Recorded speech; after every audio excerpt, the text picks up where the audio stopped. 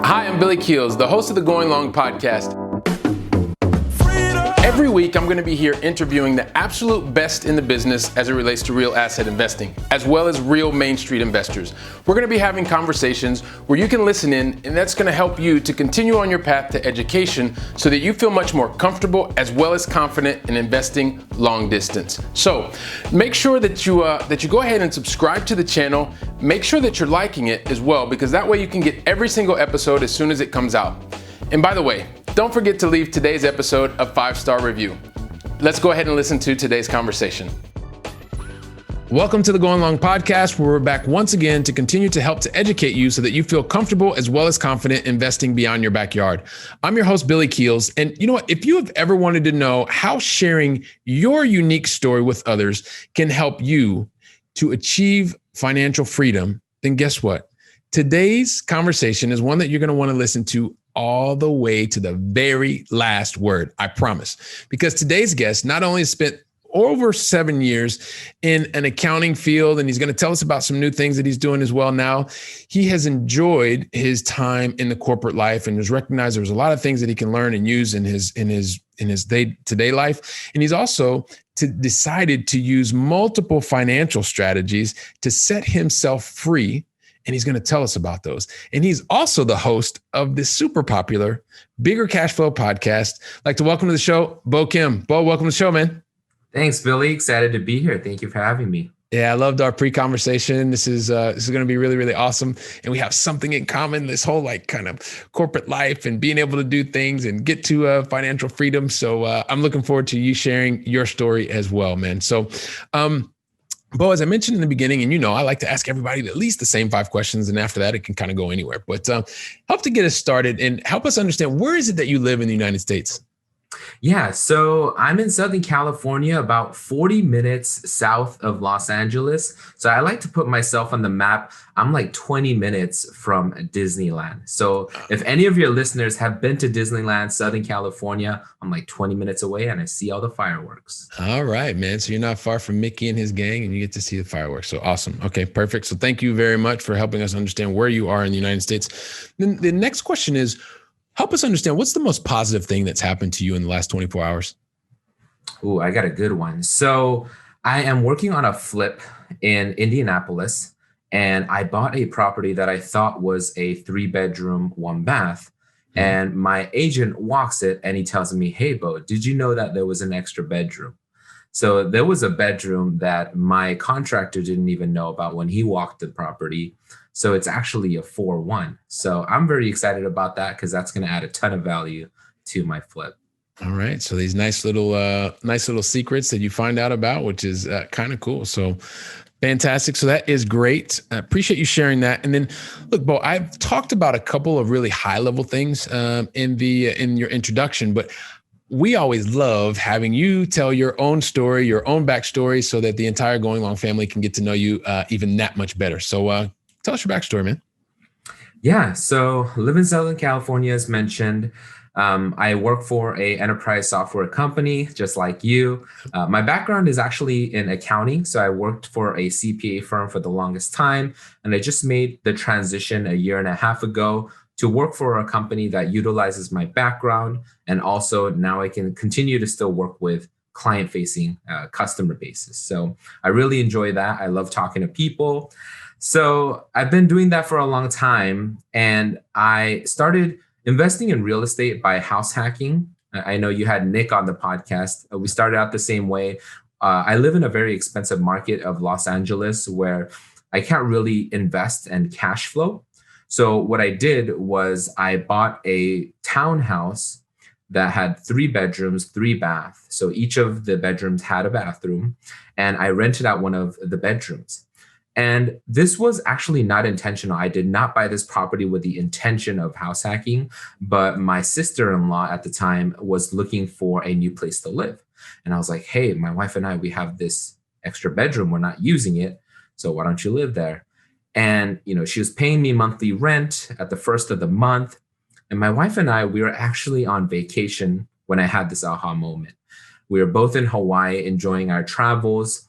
And I woke up a little earlier than her. I checked my phone and I got the $750 ACH. And I was just like, I want more of this. I want more passive income. I did not have to do anything. It's very passive for me. Then I went down this rabbit hole of going online, how to buy rental properties, how to invest out of state, because I knew that people were doing this. I went to local RIA meetings. I talked to other investors. People were taking the dive of investing not only in their backyard, but outside their backyard and doing a really good job. And fast forward to today, I have over 63 units. It's a mix of single family duplexes, and I have a couple small multifamily apartments. And that has provided a very healthy cash flow that really has taken the burden off my shoulders, so to say, of just needing to climb up the corporate ladder. So in the past, when I was working at the CPA firm, all my goal was focused on is, okay, if I'm a senior, I want to make manager. If I'm a manager, I got to make senior manager, director, and then partner. That was all that I was looking forward to. But now that I kind of live by my own terms, like I'm really enjoying what I do in my software company because I have that supplemental income coming in from the rental portfolio. So continuing to do that. With COVID, I had to adjust a little bit. Now I do fix and flips. I was all about the buy and holds, but now I do the fix and flip properties. And, I don't know what's going to be in store for us in 2021, but I'm really excited. So this is really cool. And the fact that you are excited going into 2021, you've lived through, or we're living through, or finishing this very unique year. Let's call it that, right? We're going to stay positive. But there's a couple things that you said. So first of all, I'm just curious, where were you in Hawaii? I was in Oahu and Maui. Oh, okay. Awesome. My wife and I were just in Maui in March this year. So anyway, we'll talk about that after the conversation. But I mean, you just mentioned it, right? You were thinking about it. You woke up one early morning and you saw this extra $750 in your bank account, right? And so it wasn't something that you actually intended on happening. It's something that you did, but it sounded like it didn't really resonate with you, the fact that you were having someone in your property until you saw it in your bank account. Would that be accurate? Yeah, I would say that's totally accurate. Yep. Okay. So sometimes it's seeing is believing, right? Not just the fact that they're in there, but you're actually seeing. And so talk to us through kind of what that, you said you went online and you were looking up stuff and how to do exactly this more. And when you say this, meaning invest beyond your backyard. And that's what we're all about here, right? The Going Long podcast. We want people to feel comfortable as well as confident investing beyond their backyard. But why did you make that choice rather than trying to do something in California? Maybe it's not buying a single family house or buying whole, but I know a lot of people in California are doing short-term rentals, right? Because you can make a lot of money that way. Why did you go look beyond your backyard versus figuring out a different business model within your backyard? Yeah, that's a great question, Billy. So just to connect the dots, after I got that $750 a month, what really happened for me is I used to pay about $1,800 a month in my apartment before I moved to the condo. And the condo was about $2,500, including the mortgage, interest, utilities, all that jazz. And with the $750, it basically reduced my all-in expenses for housing back to the apartment levels. And I had a better place, better location, an extra bedroom because we were living in a 2-bedroom. So that was the aha moment, and I wanted more of that.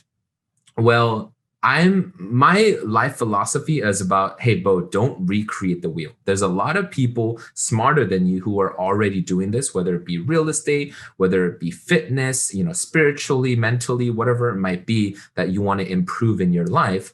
So I went to a lot of RIA meetings, pre-COVID, and I met this gentleman who I thought was really intelligent and kind of doing what I wanted to do.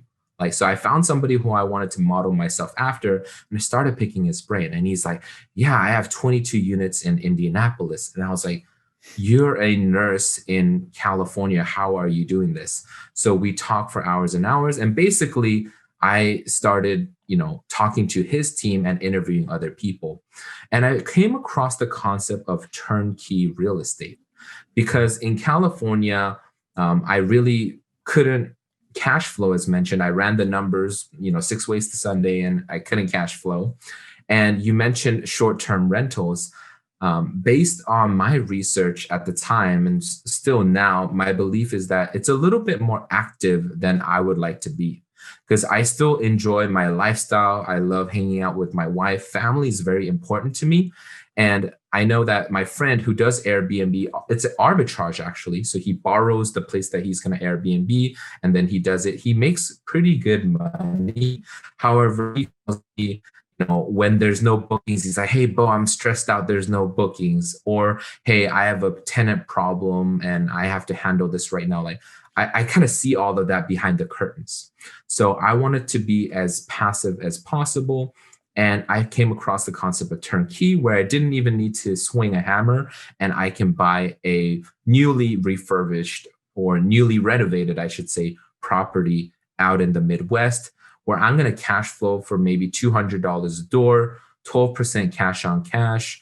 And that was a really good return for me. So I picked up a couple with the savings me and my wife had at the time. And then I quickly ran out of money because, you keep on dropping $20,000, $30,000 and then you quickly run out of money, right? Unless you have a rich uncle. So then that's when I started to get creative. And I can dive more into this if you want me to, but I started using my, 401k. I started using HELOCs, seller financing to scale up to where I'm at now. So you know what, we are going to definitely dive into that, because I think this is one of the things that's really interesting about your story. And I'm sure that so many of others that are high wage earner W-2 types that are part of our family will want to know how you're actually doing that. So we're going to get to that point. But I just want to highlight a couple of things that you've said, right? You've come back to the fact that you were clear on you didn't want to be really, really active. You were clear on you wanted to get a certain type of a return. And you realized, the things that you wanted to do, but more importantly, the things that you did not want to do. And so because of that, and I think this is one of the things that a lot of times people lack that clarity of, what do I not want to do? I.e. be active in a particular type of business. You want your money to work more, even if it means a lesser return, quote unquote. And so I think that a lot of people don't give enough thought to that. And so I just want to congratulate you for, having the wherewithal right up front to be able to do that. Part of that, so from that, talk to us about, you didn't know about turnkey. And sometimes people hear turnkey and they get really, really nervous because you're just putting your money somewhere and you have no idea what's going to happen. So how did you overcome that fear of, I'm going to put 20 grand or 30 grand with this particular provider and I don't really know what's happening? Yeah. So I think a lot of the fear came from my lack of knowledge. And I say this, some of the listeners of my journey already know that it's my first turnkey where I lost, money. I haven't lost money since, which is super thankful, but I lost $10,000 on my first property. Mm-hmm. And, just sorry to cut you off. You mean you got a $10,000 lesson? Is that what you mean? Exactly. Yes. Yes. I love that. So I didn't pay a guru. So, right. That was my lesson. But yeah, a lot of the fear came from the lack of knowledge. And what I was really thankful was in the investor community, just like you have built, Billy, a lot of people are really willing to share information. A lot of people have that abundance mindset, not that, hey, I can't share any of my knowledge, my secrets with you. I talked to that nurse who had properties in Indianapolis, and he'll basically be an open book. It's like, hey, I liked working with this person. Here are the questions that you can ask, because us investors, we're kind of like on the same side. We got to, to share that knowledge and protect each other.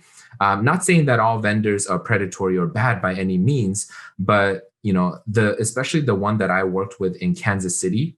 I looked at Indianapolis, but I bought in Kansas City for my first property. Mm-hmm. And I just feel like in hindsight, I flew out there. I feel like I did the right things. I didn't just invest from here saying, hey, blindly take my money, right? Because it looks so awesome. I flew out there. I met the team. I actually visited the property that I was going to buy. I spent a lot of money researching that up front. But in the end, there's two things that I learned. There's the sales side, which is the buying process. And that was pretty smooth. And then there's the management side. And the operations and the management is so key, because you can have a really good property that you bleed slowly because the operations and management is poor, or there's no systems and processes. Or you can have a mediocre property that does really, really well because they know how to manage it. And unfortunately for me, it was the former, where I felt like I had a good property, but the management was not structured in a way that can sustain it. So I ended up losing $10,000 over the course of the first year of ownership. And this is, mind you, a turnkey property. But thankfully, I did buy the right property, the right size, layout, location. So I was able to move to a different manager. And for the past 2.5 years, been cash flowing really well. So I think there's a lot to unpack just with that one story, Bo, which is awesome. And thank you so much for sharing that with us. I guess the thing is, a lot of people said, well, if it was your first experience, you lost 10 grand. Why in the world would you keep doing it after that? Like, most people would have just quit and said, I'm not doing this. This is where the stories come in and say, quote unquote, real estate doesn't work. And this is doesn't do this, doesn't do that. What gave you the fortitude to say, okay, I got a $10,000 lesson and I'm going to keep going? Yeah, no, that's another fantastic question. For me, I am an auditor by trade, so I tread very carefully. So maybe it might be called analysis paralysis, right? So, but for real estate, it really made sense to me. It was a very numbers thing. I didn't get too emotionally attached. It made sense to me number wise. So after I bought that first property, you might laugh, but I already bought 3 other properties by the time the bad things were happening with that first property. Right. So I had 3 other ones, 2 in Indianapolis and 1 in Little Rock, Arkansas. And they were performing really well because they had proper management, in my opinion. So, when I was on Friday night, when I was getting these, plumbing work orders and just ruining my weekend, I was happy knowing that my other properties were doing well. And overall, I was doing net positive still. So I was already fully committed. But Billy, to your point, if I didn't have those other properties and I just bought one and I was just waiting to see like how this one turns out, I probably would have had such a bad taste in my mouth that I may have just sold it at a loss and just quit. Yeah. Okay. No, that makes a lot of sense. And yeah, I mean, it just makes a lot of sense. So you did all the study and then you took massive action, right? You didn't just go to one place. You went to one place and then a couple other places at the same time. So I love that. And people, for the entire Going Long family, as you're listening, that's one of the biggest things, is being able to not just do the analysis, but if Bo can do this when he loves numbers and he took massive action, this is one of the things that can help you to move forward. So, a lot of times also too, there's this whole thing of, like, we're both working in corporate roles, and there's this sense, and you talked about it a little bit before, but you maybe talk about, I don't know if this has happened to you, but if you feel like sharing this, but sometimes there's a fear. Like, I know that I was afraid for a really long time that I didn't really want anybody at my corporate job to know what I was doing outside of my corporate job, because I'm in a super demanding role. But at a certain point, what I found was having this certain mindset and freedom, it actually allowed me to do my role even better. So I would love for you to share kind of what that has been for you so far in working a corporate job and still having more, I perceive it as more control over your financial life and dealing with that on the corporate side. Yeah, I think that's really important because, in a nutshell, I'll be honest, there's a lot of people around me, my closest friends and family, who was concerned when I first started investing in real estate. They say that's risky, especially my parents, their generation. It's more of the, hey, let's work for a really nice company for 30 years, get a pension, 401k, pay down their house, just have a ton of equity just sitting there, not working for them. But it meant sense and security for them. And I totally understand where they're coming from. But I feel like it's kind of shifted for our generation, where we are able to buy properties out of state from my phone. I basically done that, just DocuSign from my phone, and boom, I have my next property. So it's a different world out there. So my motto again is take advice from people who you would trade places with. And that nurse was somebody who I wanted to model my kind of real estate or financial side after. And, he was doing it. I felt comfortable with the numbers, so I dove in there. So going back to the corporate side, a lot of my friends and family, they were concerned. It's like, hey, you have a good job working for the CPA firm prior to my software company. Why don't you just continue to move up the corporate ladder, and you will make more than the other middle class, and potentially if you make partner, then you're going to be part of the 1%. And that was my initial kind of thinking out of college. I drank the Kool-Aid. I was like, hey, I'm going to make partner at this firm. We're going to live that 1% life. But I realized it was a very linear path, and I was trading time for money. And it sometimes when I was working a lot of hours, it was kind of taking a toll on my relationships. What I really wanted to do in life, there were some other aspects that I wanted to spend time on, but it was really focused on my corporate job. The rest of my life revolved around that corporate job. So after I started buying turnkey properties, to me, it was more of an exponential growth, because my first turnkey, the way that I saw it, when I got a $200, $300 check, it was paying for the groceries. Another turnkey property was paying for the lease for my car. I didn't have an expensive car. Another turnkey property was paying for our insurance, things like that. And it really changed the perspective. And once I got to about $2,000 of passive income, I think I was able to achieve it within the first year. Then that was really a huge shift, because maybe in 10 months, that's $20,000. They could buy their own little brother and buy another turnkey property, right? And that's how I kind of explained it to my family and friends. And the same people who told me I was acting in a risky manner are now coming to me after COVID-19 happened. It's, a very, terrible pandemic, but it opened the eyes for a lot of people who thought their corporate job was safe, and they got either laid off, a pay reduction, no bonuses that they were hoping to use for their next travel or down payment on their house. They came back to me and be like, hey, Bo, now I realize my W-2 job is more risky. I got to kind of take control. I have no control over what my CEO, Tesla, he goes on a podcast and, smokes some marijuana and their stock tanks, right? I have no control over that. I have no control if my company wants to discontinue operations in Asia Pacific, right? So those were kind of helping me reinforce my belief that I can still love my W-2 job, but I got to take control. Yeah, no, and being able to have that control is something that is great. I believe in the power of and as well. You can work in a corporate role, especially if it's a demanding role, and have more control over your financial life. They are compatible. It means you're going to have to make more sacrifices than probably a lot of people that are working at your W-2. And at the same time, anything is possible. You just have to put your mind in action to it afterwards. So, Bo, as we get ready to wrap things up, there's another question that I do have for you. And it's really why I guess, what drove you to not only, it's because you're taking the action right now, but you made a very deliberate decision to document your journey. What motivated you to document your journey through the things that you're doing now? Yeah, so there are two main drivers on what prompted me to, start a blog and start writing about my journey and sharing it with others. Number one is that experience with that first turnkey property.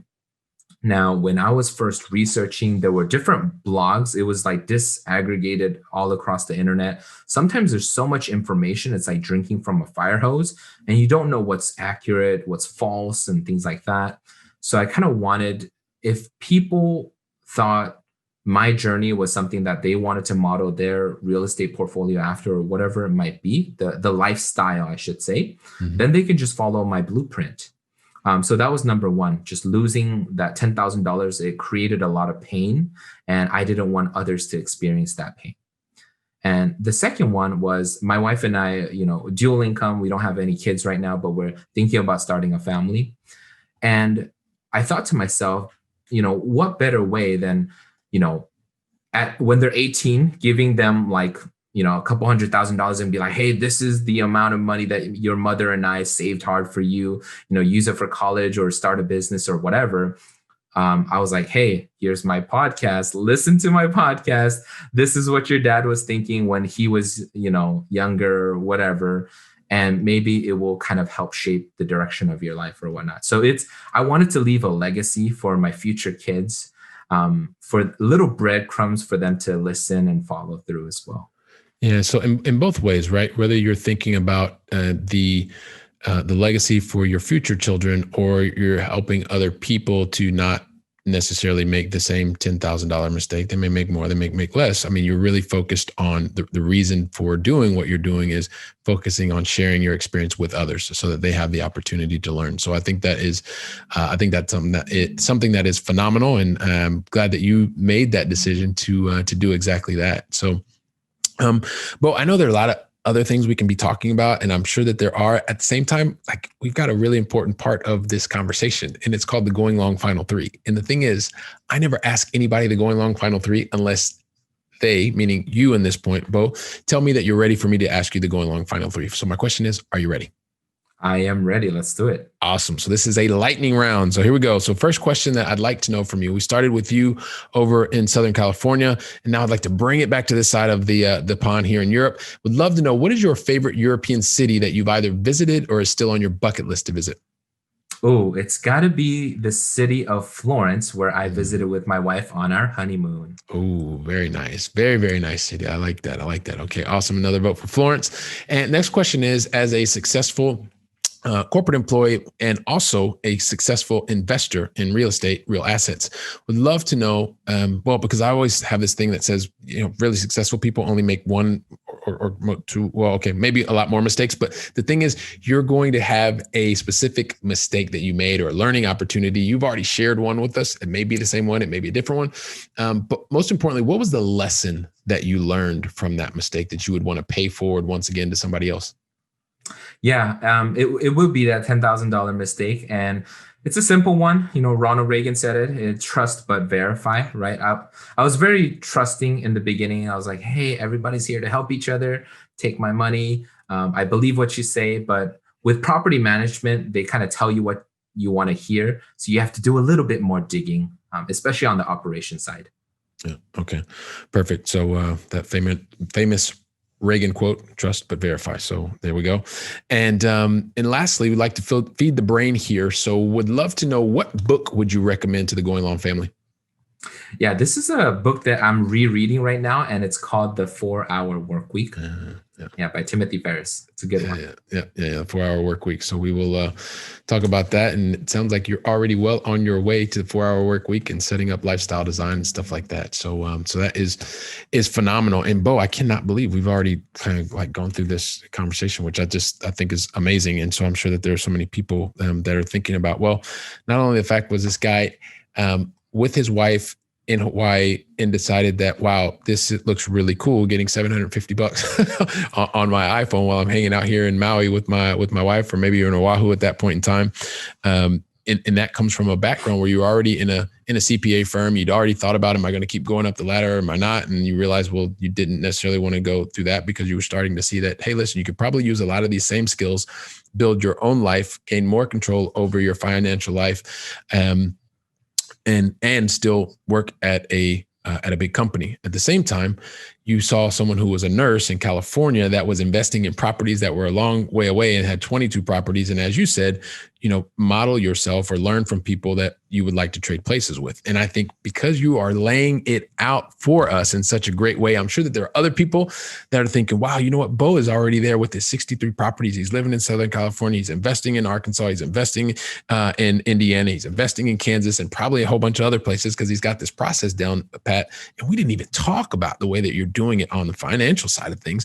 And I'm sure that people are like, oh my gosh, I got to talk to Bo. Like, I've got to figure out what in the world, how can I learn from him? How can I follow him? And so can you please help us understand, Bo, what is the best way for the Going Long family to get in touch with you or to learn more about what it is that you're doing? Yeah. So I have a blog where I document my journey. It's called biggercashflow.com. And if you're more of an audio learner, I also have a podcast, not as great as Billy's awesome podcast, but I try. You can find it on iTunes and all of the other podcast syndicated network, same name, Bigger Cash Flow. And I also probably talk to 2 or 3 investors a week that just reach out to me via email. So yeah, feel free to reach out. Happy to talk with you and be a resource.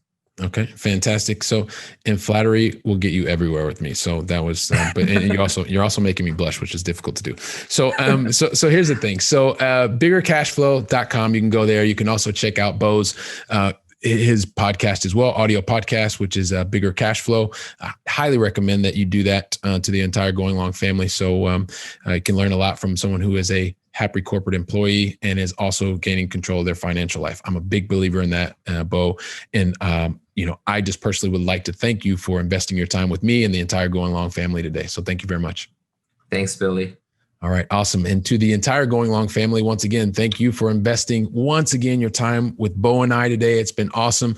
Bo has shared his journey. A lot of you are out there already. You're highly paid W-2 wage earners, and you're once again hearing it from someone who enjoys their role that they're doing during the day and at the same time is gaining more control over his financial life. And you know what? We would love for you to tell us, what are the things that you liked about today? What are the things that you want to know? We'd love to get your reviews on that, things that Bo could talk about as well, because we both want to know what this is all about. Because when you do that, you're the person who can actually positively impact other people. So go out and share today's episode with at least 2 to 3 other people. If you want to leave us that written review, you can feel free to leave us a 5-star rating. If you want to do that as well, we'll definitely accept that. And you know what? This makes me think, and I'm really happy because I know that you're going to go out and make an impact today. And I'm going to be here waiting for you to have another great conversation in the very next episode. And so until then, I want to wish you a wonderful day. Go out and make it a great day. And until next time, thank you very much. Wow. Don't you love hearing from top-notch experts in the field? When I was getting started, I really wish that I would have had access to such experts. And even more, I wish they would have given me like a really simple list of things to follow so that I could have gotten to my goals much faster and been much happier even sooner. So that's why I've created for you the 7 things that you should avoid in order to be successful in long distance investing. And you can pick that up really easily by going to billykeels.com/7 things to avoid. And also, if you liked today's episode, don't forget to leave a 5-star review. I'm looking forward to seeing you on our very next episode, so go out and make it a great day.